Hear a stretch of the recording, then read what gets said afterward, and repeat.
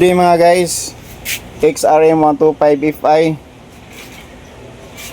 ayaw gumana yung electric starter.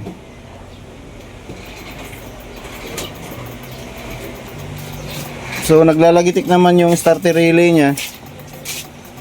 So ibig sabihin goods yung starter button, yung starter relay nagpa-function. So ibig sabihin yung linya nya is good. So pag mga ganito, possible nito is sa starter motor may problema, o di kaya doon sa kadalasan carbon brush, pudpud na yung carbon brush. So babaklasin ko to guys. Tingnan ko rin yung starter relay, ug pag trigger ng relay is doon sa relay tumatagos ba yung magpa-function ba, tumatagos siya sa kabilang wire, yung wire na papunta ng starter motor. So yun yung gagawin ko guys. Tanggalin ko muna tong mga fairings. Itutumbo ko to dito sa positive supply ng starter motor dito. Tapos pag pindot ko ng starter button, dapat magpupula yan, tapos magdi-display ng 12 volts start button. So ayan, 12.5 start button, 12.5 start button, 12.4, ganyan.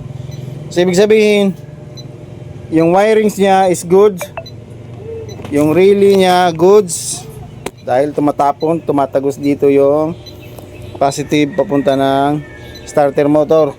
So ang possible nito na problema yung carbon brush. So tatanggalin ko talaga yung motor.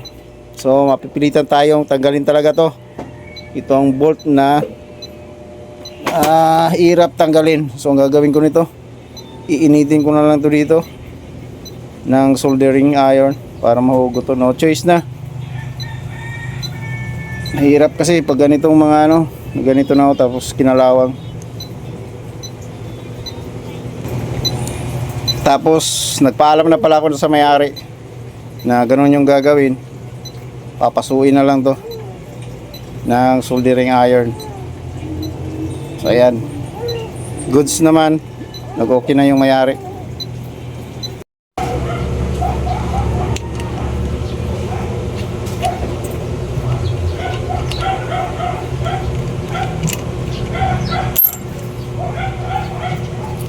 So ayan guys, dito na makikita yung sitwasyon ng carbon brush nya. Tingnan natin.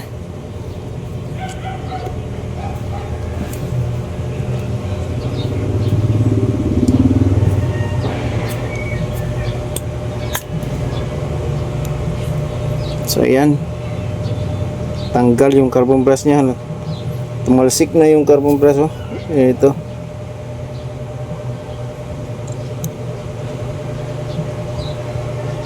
So ayan, confirm, palitin yung carbon brush.